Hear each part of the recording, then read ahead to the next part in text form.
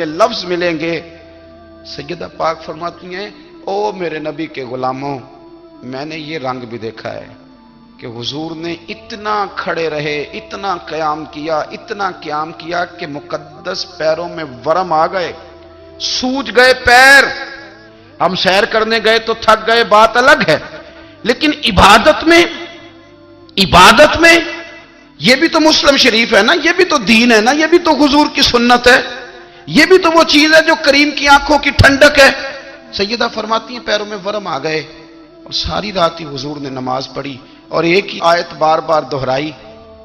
مسجد نبوی میں بلال حبشی نے فجر کی اذان دے دی اور حضور ابھی مصلی پہ تھے، کریم فارغ ہوئے۔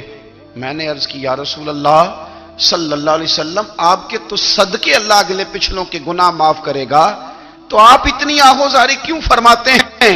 آپ تو شفیع ہیں، آپ تو انبیاء کے امام ہیں۔ تو حضور نے فرمایا عائشہ تم نے گنوایا ہے نا میرے اللہ کی مجھ پر کتنی رحمت ہے، افلا اکون عبدا شکورا، فرمایا اگر اس نے اتنی نعمتیں دی ہیں تو کیا میں اس کا شکر گزار بندہ نہ بنوں؟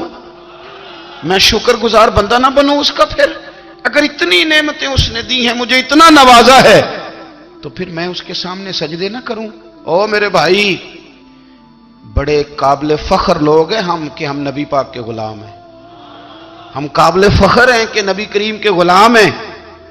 کیا کبھی اس غلامی کے شکرانے میں بھی دو نفل پڑھے کہ یا اللہ تیرا شکر ہے تو نے ہمیں حضور کا غلام بنایا ہے؟ یاد رکھیں کہ اپنی روحانی زندگی کو آباد کریں، استغفار پڑھیں، تسبیحات کریں، کچھ چھوٹے چھوٹے اعمال ہیں ان کو اپنی زندگی میں حصہ بنائیں۔ ترمذی شریف میں حدیث ہے، نبی پاک صلی اللہ علیہ وسلم نے فرمایا 3 مرتبہ صبح، 3 مرتبہ شام اعوذ باللہ السمیع العلیم 3 دفعہ یہ پڑھو، اور 1 دفعہ سورۃ حشر کی آخری 3 آیات، هو اللہ الذی لا الہ الا هو عالم الغیب والشہادۃ هو الرحمن الرحیم۔ اعوذ باللہ من الشیطان الرجیم ہے نا، اس کو پڑھنا ہے اعوذ باللہ السمیع العلیم من الشیطان الرجیم، فرمایا 3 دفعہ اس کو پڑھو، اور 1 دفعہ سورہ حشر کی 3 آیتیں، 1 دفعہ صبح اور 1 دفعہ شام۔ صبح کیا ہے، شام کیا ہے؟ تو اعلیٰ حضرت بریلوی فرماتے ہیں صبح سے مراد ہے آدھی رات ڈھلنے سے لے کر سورج نکلنے تک، آدھی رات ڈھلنے سے لے کر یعنی تہجد کا ٹائم سے لے کر سورج اور شام کیا ہے، دوپہر ڈھلنے سے لے کر مغرب کی اذان تک، یہ شام ہے۔ اب سن لیں، یہ ترمذی کی حدیث ہے سیاستہ کی، نبی پاک نے فرمایا جس نے 3 مرتبہ اعوذ باللہ پڑھی اور 1 بار سورہ حشر کی آخری 3 آیتیں پڑھی، 1 دفعہ صبح پڑھے، 1 دفعہ شام پڑھے، نبی کریم علیہ السلام فرماتے ہیں اگر صبح پڑھے گا تو 70,000 فرشتے شام تک، اور اگر شام کو پڑھے گا تو 70,000 فرشتے صبح تک پڑھنے والے بندے کی مغفرت کی دعا مانگتے رہیں گے۔ چلے میں تو اس بات پہ بھی بڑا راضی ہوں کہ پہلی دفعہ اہل سنت میں ایسا ہو رہا ہے کہ وظیفہ ملنے پر لوگ نعرے لگا رہے ہیں، ورنہ وظیفہ بتائیں تو کہنے لگے بھی پڑھیں گے پر کوئی تویز بھی لے چھڑو ماڑا گیا۔ ایک صاحب آئے مجھے کہنے لگے جی برکت کوئی نہیں، غربت بڑی ہے۔ میں نے کہا سرد واقعہ پڑھا کر، کہنے پیر صاحب تھوڑی تکلیف کرو کو میں نے تویز بھی کر دیو۔ میں نے اسے کہا خدا کے بندے میں تویز دوں گا پتہ نہیں کام بنے گا نہیں بنے گا، سورت واقعہ پڑھ، یہ وہ تویز ہے جو مدینے والے رسول نے عطا فرمایا ہے کہ سورت واقعہ پڑھو تمہیں کبھی فاقہ نہیں آئے گا۔ تو وظائف پڑھیں، عبادات کریں، تیاری کریں، کچھ نیک اعمال بچائیں ایسے جن کا ہمیں پتہ ہو، جو ہمارے رب کو پتہ ہو۔ حضرت عبداللہ ابن عمر رضی اللہ تعالیٰ عنہ حضرت عمر کے صاحبزادے، مکہ مکرمہ میں ان کی قبر ہے۔ میں نے جب انہیں پڑھا تو مجھے ان سے بڑا پیار ہو گیا، لیکن آپ کو پتہ ہے وہاں جا کے کسی شخص کا مزار تلاش کرنا یا پوچھنا ایک مشکل کام ہوتا ہے۔ تو ایک دفعہ میں مکہ شریف میں حاضر تھا، تو ایک گاڑی والا ڈرائیور مجھے کہنے لگا کہ مولانا میں آپ کو جانتا ہوں، مجھے آپ سے محبت ہے، ایک بات بتاؤں آپ کو؟ میں نے کہا بتاؤ۔ کہنے لگے حضرت عبداللہ ابن عمر کی قبر دیکھنی ہے۔ میں نے کہا یہ تو نہیں کہہ رہا، یہ کسی نے بندوبست کرایا ہے، یہ اللہ نے تیرے دل میں بات ڈالی ہے، یہ ہو گیا تو لے چل مجھے۔ حضرت عبداللہ ابن عمر کو نبی پاک نے فرمایا تھا راجل صالح، یہ نیک بندہ ہے، یہ متقی آدمی۔ حضرت عبداللہ ابن عمر رضی اللہ تعالیٰ عنہ سیدنا فاروق اعظم رضی اللہ تعالیٰ عنہ کے صاحبزادے ہیں، اور ان کی ہمشیرہ سیدہ حفصہ رضی اللہ تعالیٰ عنہ حضور کی زوجہ محترمہ ہے۔ ایک دن اپنی ہمشیرہ سے کہنے لگے کہ نبی کریم صلی اللہ تعالی علیہ وسلم گھر میں آئے نا، اور اگر حضور غم امت میں پریشان نہ ہوں، طبیعت کو حشاش بشاش دیکھو، تو ذرا پوچھنا تو صحیح حضور کا میرے بارے میں کیا خیال ہے، پوچھنا تو صحیح کہ کریم کی بارگاہ میں میرا کیا مقام ہے، میرے بارے میں حضور کیا فرماتے ہیں۔ اب بہن کو کام بتائے اور بتائے بھی بھائی، اور پھر بہن وہ کام نہ کرے، یہ تاریخ میں ہوتا نہیں۔ حضرت عمر فاروق رضی اللہ تعالیٰ عنہ کی صاحبزادی ام المومنین رضی اللہ تعالیٰ عنہ فرماتی ہیں کہ میں تو بس منتظر تھی، انہوں نے تو کہا تھا نا کہ اگر تم حشاش بشاش دیکھو تو بات کرنا، لیکن حضور تشریف لائے، میری باری تھی، میرے گھر تشریف لائے، کھانا پیش کیا تو فوراً میں نے عرض کی حضور ایک بات پوچھنی تھی، تو حضور نے فرمایا پوچھئے۔ میں نے عرض کی حضور میرے بھائی عبداللہ ابن عمر کے بارے میں آپ کا کیا خیال ہے؟ نوجوانوں میری بات پہ غور کرنا، میرے بھائی کے بارے میں آپ کا کیا خیال ہے؟ تو نبی کریم صلی اللہ تعالی علیہ وآلہ وسلم نے میری طرف دیکھا، اور پھر حضور زیر لب تھوڑا مسکرائے، اور بریلی کے امام کہتے ہیں کہ حضور مسکرا دیتے تھے نا تو جو بڑا دکھی ہوتا تھا وہ بھی ہنس پڑتا تھا۔ اب سوال پیدا ہوتا تھا کہ پھر تو اس مسکراہٹ کے لیے انتظار کرنا پڑتا ہوگا کئی مہینے کہ حضور مسکرائیں تو رونے والے ہنسیں، تو اعلیٰ حضرت فرماتے نہیں، انتظار نہیں کرنا پڑتا، یہ مسکراتے رہنا تو حضور کی عادت ہے۔ جس کی تسکین سے روتے ہوئے ہنس پڑے، اس تبسم کی عادت پہ لاکھوں سلام۔ یعنی یہ تو عادت ہے حضور کی مسکراتے رہنا، اس کے لیے انتظار نہیں کرنا پڑتا۔ بھائیو آپ خیال رکھیں گے، غور کریں گے، حضرت عبداللہ ابن عمر رضی اللہ تعالیٰ عنہ کے بارے میں پوچھا تو سیدہ فرماتی ہیں کہ نبی کریم صلی اللہ تعالیٰ علیہ وسلم نہ زیر لب مسکرائے اور فرمایا حفصہ تیرا بھائی ہے تو اچھا، لیکن میں نے سنا ہے کہ عشاء کی نماز پڑھتا ہے تو فجر تک سویا ہی رہتا ہے۔ او نوجوانوں، 10 بجے تک سونے کی بات نہیں ہوئی، 9 بجے تک سونے کی بات نہیں ہوئی، 11 بجے اٹھنے کی بات نہیں۔ حضور فرمانے لگے میں نے سنا ہے کہ عشاء کی نماز پڑھ کے سو جاتا ہے اور فجر تک سویا ہی رہتا ہے، اسے چاہیے کہ تہجد کے وقت اٹھا کرے، اللہ کی بارگاہ میں حاضر ہوا کرے، آہوزاری کرے، سجدے کرے، عبادت کرے، اٹھتا ہے اور فجر میں جا کے اٹھتا ہے۔ حضرت جناب حفصہ رضی اللہ تعالیٰ عنہ کہتی ہے میں نے جناب عبداللہ ابن عمر کو پیغام دیا اور میں نے کہا میرے جوان بھائی سن، نبی پاک نے فرمایا ہے تو اچھا پر تہجد میں نہیں اٹھتا، نفل نہیں پڑھتا۔ او میری ملت کے جوانوں، مزہ نہیں آ جاتا جب ساری دنیا سوئی ہو، ساری دنیا، اور بستر بھی گرم ہو اور نیند بھی پورا غلبہ کر رہی ہو، اور اچانک گھنٹی بجے دماغ میں، آنکھ کھلے، گھڑی پہ نظر پڑے، 3:30 4 بجے کا پیغام گھڑی بتائے، اور کوئی چڑھتی جوانی والا اٹھ کے وضو کرے، اور جب وہ مصلی کھول کے بچھائے تو مدینے والے محبوب کہتے ہیں کہ ہر نماز پہ رب ثواب دیتا ہے، اور جو اٹھ کے تہجد کی نماز پڑھے اسے دیکھ کے تو رب مسکراتا ہے، جو اس کی شان کے لائق ہے، جو اس کی شان کے لائق، وہ مسکراتا ہے، خوش ہوتا ہے کہ میرا بندہ تہجد میں اٹھ گیا، وہ مسکراتا ہے۔ کاش ہماری صبحیں کبھی اپنے مالک کے نام ہو جائیں، کاش کے صبح۔ حضرت ابو الحسن رحمت اللہ تعالی علیہ حضرت معاذ ابن جبل رضی اللہ تعالیٰ عنہ کے پاس بیٹھا کرتے تھے، فرماتے ہیں ان سے جو پیار بڑھا تو پھر میرا مصلی سے بھی بڑھ گیا۔ تابعی ہیں، فرماتے ہیں صحابی رسول سے محبت ہوئی تو ذکر سے بھی ہو گئی، پھر درود شریف سے بھی ہو گئی، محبت ان سے بڑھی تو پھر اللہ نے مسجد کا پیار بھی بڑھا دیا۔ آپ فرماتے ہیں کہ میری ہر وقت طبیعت چاہتی تھی کہ بس اللہ اللہ کروں، بس اللہ اللہ کروں، بس نہ میں ذرا تھوڑی جان چھڑاؤں لوگوں سے، کوئی 10 منٹ ملے تو میں کچھ 4 نفل پڑھ لوں، میں تھوڑا سا نہ بچوں لوگوں سے، اور مجھے تسبیح ملے تو میں نہ کچھ 400-500 دفعہ استغفار پڑھوں، سبحان اللہ، الحمدللہ، اللہ اکبر، لا حول ولا قوت الا باللہ، میں نہ تسبیحات پڑھوں۔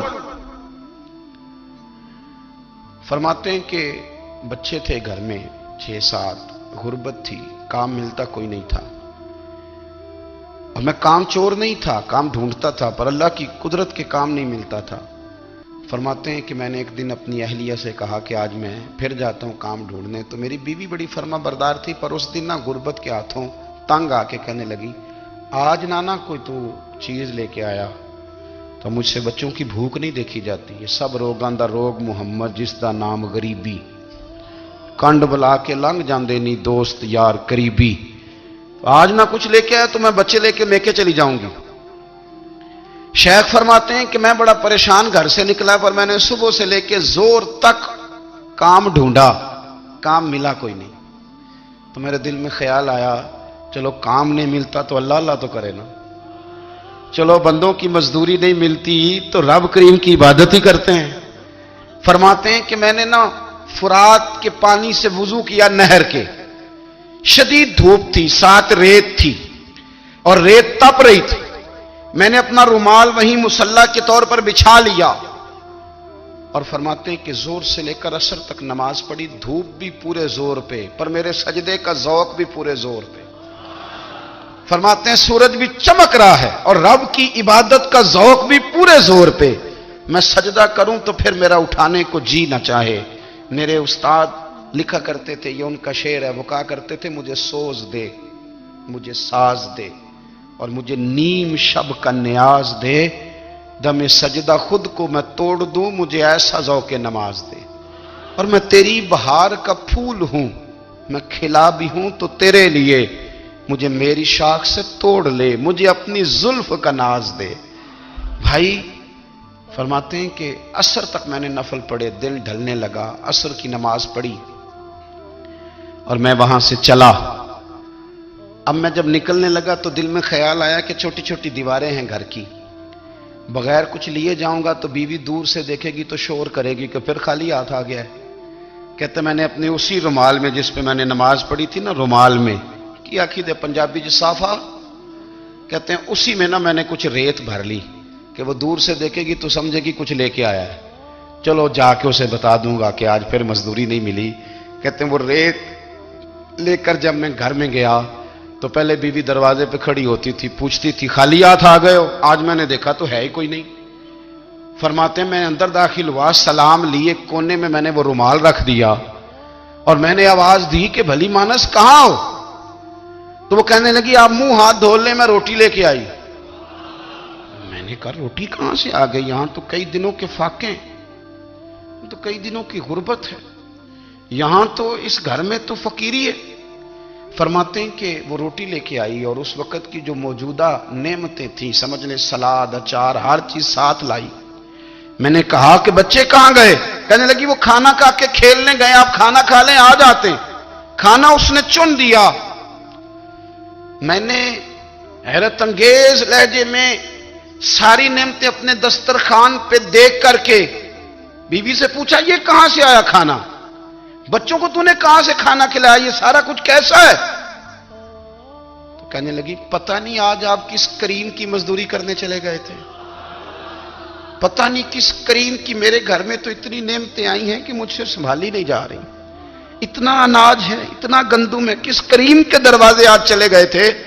یہ کہتے کہتے وہ اٹھی اور اٹھ کر کے کہنے لگی پہلے بڑا کچھ آیا تھا, اب کیا لے آئے ہو؟ اور جا کر کے نا اس نے وہ ریت والا رومال کھولا. کہنے لگے میں تو لے کے آیا تھا ریت, تو میرے رب نے اسے بھی سونے اور ہیرے بنا دیا تھا. جب آپ کی توجہ اللہ کی جانب, میرے نبی پاک صلی اللہ تعالی علیہ وسلم نے فرمایا ہر چیز اپنے رب سے مانگ, ہر چیز مانگ, ہر چیز مانگ. یا رسول اللہ کیا کچھ؟ میرے محبوب نے فرمایا تیرے گھر میں نمک بھی ختم ہو جائے تو وہ بھی اپنے رب سے مانگا کر. تو مانگنا, وہ تجھے دے گا, تو اس کی بارگاہ میں کشکول طلب دراز تو کرنا. اور ترمذی شریف میں عجیب لفظ ہیں, رسول کائنات نے فرمایا, رب کریم فرماتے ہیں جب میرا بندہ ہاتھ اٹھاتا ہے نا تو مجھے حیا آتی ہے کہ میں خالی کیسے لوٹا دوں اس کے. اتنے بڑے بادشاہ کی بارگاہ میں. او بھائی, لوگوں سے عزتیں تلاش کرتے ہو تو وہ کیا تمہیں عزت دیں گے؟ وہ تو کل اچھا کہتے ہیں پرسوں برا کہنے لگ جاتے ہیں. لوگوں کے سامنے گڈ بک میں آنا چاہو گے تو وہ تو سویرے تمہارے بارے میں کچھ کہیں گے, شام کچھ اور کہیں گے. اپنی روحانی زندگی آباد کریں, اپنے مسلح کو وقت دیں اور دنیا سے چھپ کر, اس موبائل کو بند کر کے اور اپنے آپ سے بھی چھپ کے اور تنہا ہو کے چھپا کے سارا کچھ اپنے آنسو اپنے رب کی بارگاہ میں پیش کریں, اس کے حضور حاضری دیں. سنو نا ترمذی کی حدیث اور اسے یاد رکھنا, नबी पाक अलैहिस्सलाम ने फरमाया, अपने दुख लोगों के सामने ना बयान करना, सेठों नवाबों को ना बताते फिरना, दुनियादारों के सामने जाके ना रोना कि मैं तकलीफ में हूं। फरमाया अगर दुनियादारों को दुख बताओगे रब तुम्हें कभी गनी नहीं करेगा। और लोग हैं कि उल्टा मजाक उड़ाएंगे। आपकी जिससे बड़ी पक्की यारी है ना, पक्की, वो तब तक पक्की है जब तक आपने 50,000 मांगा नहीं। और जिस वक्त आपने कह दिया कि मैं मजबूर हूं मेरी मदद कर, तो फिर खत्म हो गई दोस्ती। लोगों की ताल्लुकात आपके साथ तब तक हैं जब तक आप उनसे कोई जरूरत वाबस्ता नहीं करते। करीम आबू फरमाने लगे, बंदों के सामने दुख ना बयान करना, अल्लाह तुझे कभी गनी नहीं करेगा। तो अपने दुख अपने रब को बता, तू दुआएं मांग, तू उसकी बारगाह में हाजिर हो, तू उसके हुजूर अर्ज कर। फरमाया अपने दुख अपने रब को बता, वो जल्दी करे या देर से करे तुझे सारी दुनिया से बेनियाज कर देगा, तुझे किसी का मोहताज नहीं रहने देगा। अपने मुसल्ले को, अपनी दुआओं, एक बुजुर्ग फरमाते हैं मैंने दुआ मांगने का तरीका अपनी बीवी से सीखा। दुआ मांगने का तरीका अपनी, सीखने वाले तो अपने बच्चों से भी सीख लेते हैं, सीखने वाले तो हर एक से सीखते हैं। वो कहते हैं मैंने दुआ मांगने का सलीका अपनी बीवी से सीखा है। हजरत वो किस तरह? फरमाने लगे मेरी बीवी ने ना मुझे कोई काम बताया, कुछ पैसों की जरूरत के लिए कहा, तो मैंने उसे कहा कि भाई अभी मेरे पास नहीं है, कुछ दिनों में आते हैं तो मैं दे दूंगा। औरतों की आदत होती है, वो बार बार याद कराती हैं। 2-4 दिनों के बाद फिर उसने कहा हजरत वो मैंने कहा था कुछ पैसे, मैंने उसे कहा कि अभी मेरे पास नहीं है, कुछ दिनों में मिलते हैं तो मैं तुम्हें दे दूंगा। उसने कुछ दिनों के बाद फिर कहा हुजूर वो मैंने कुछ पैसे कहे थे। फरमाते मैंने डांट दिया, मैंने कहा कि क्या तू रोज मुझे शर्मिंदा करती है, कहा ना मेरे पास नहीं है, होंगे तो दे दूंगा, तू रोज याद कराती है। फरमाते उसने पहले तो मेरी डांट को सहा, फिर मेरे सख्त जुमलों ने उसकी आंखों में आंसू पैदा कर दिए, फिर उसने अपने आंचल में अपने उस दुख को समेटा, और फिर उसने एक जुमला कहा तो मैं रो पड़ा और मुझे अपने रब से मांगने का तरीका आ गया। मुझे कहने लगी हजरत जी आपने डांट दिया, मैंने सह लिया, पर आप ही मेरे शौहर हैं, बताएं ना, आपसे ना कहूं तो मैं किससे जाके कहूं। फरमाते हैं मैं रो पड़ा और मैं खुल के रोया और मैं तड़प के रोया और फिर मेरी सिसकियां बंद गईं। तो मुझे कहने लगी आपको क्या हुआ? मैंने कहा मुझे भी दुआ मांगनी आ गई है। जब मैं उसे कहूंगा ना अल्लाह तू ही मेरा रब है, मैं तुझसे ना कहूं तो मैं किससे जाके कहूं, मैं क्यों किसी बंदे से सवाल करूं, मैं क्यों किसी दुनियादार से कहूं, मैं तेरे बंदों का, नेक बंदों का वसीला लेके, तेरे महबूब की गुलामी लेके तेरी बारगाह में आया, तुझसे ना मांगूं तो किससे मांगूं। समझ आ गई है, जब मैं इस रंग में मांगूंगा तो फिर रब मेरे ऊपर बड़ा ही फजल फरमाएगा, वो मेरे ऊपर बड़ी रहमत करेगा, वो मेरे लिए आसानियां करे। अजीज दोस्तों, हम इस तरह करने लग गए हैं कि हमने ना अपने ताल्लुकात पर एतमाद करना शुरू कर दिया है। मेरे ताल्लुकात बहुत हैं, हमने अपनी दौलत पर एतमाद करना शुरू कर दिया, मेरे पास दौलत बहुत है। हमने अपने इल्म पर, अपनी शोहरत पर एतमाद करना शुरू कर दिया है कि मेरे पास फलां चीज बहुत है। याद रखना, जब बेनियाज अपनी सिफ्ते बेनियाजी दिखाता है तो बड़ी बड़ी दौलतों वाले मजबूर नजर आते हैं। भाइयों, जब इंसान का रिश्ता अपने मालिक के साथ होता है फिर तो गम भी कुछ नहीं कहते, परेशानियां भी कुछ नहीं कहती, फिर तो जिंदगी सब्र वाली, फिर तो जिंदगी तवक्कुल वाली, फिर तो जिंदगी भरोसे वाली। फिर इंसान अपने आप को रुसवा नहीं करता, दुनियादारों से उम्मीदें उसकी खत्म हो जाती, उम्मीदें अल्लाह रसूल से लगा लेता है, मजबूत हो जाता है, मजबूत, ताकतवर हो जाता है, खुददार हो जाता है, बावकार बाइज्जत हो जाता है। हजरत बहलोल दाना रहमतुल्लाह अलैह बैठे थे तो हारून रशीद हज करके आ रहा था, तो रस्ते में हजरत शेख से मुलाकात हो गई, तो अस्सलामु अलैकुम के बाद कहने लगा हुजूर कोई हुक्म हो तो बताइएगा। तो हजरत बहलोल दाना फरमाने लगे तेरा रब कौन है? उसने कहा अल्लाह। तो फरमाया मेरा कौन है? कहा अल्लाह। फरमाने लगे तो बड़ा ही बेवकूफ है, क्या तू ये समझता है कि रब हारून रशीद को तो देगा और बहलोल दाना को भूल जाएगा?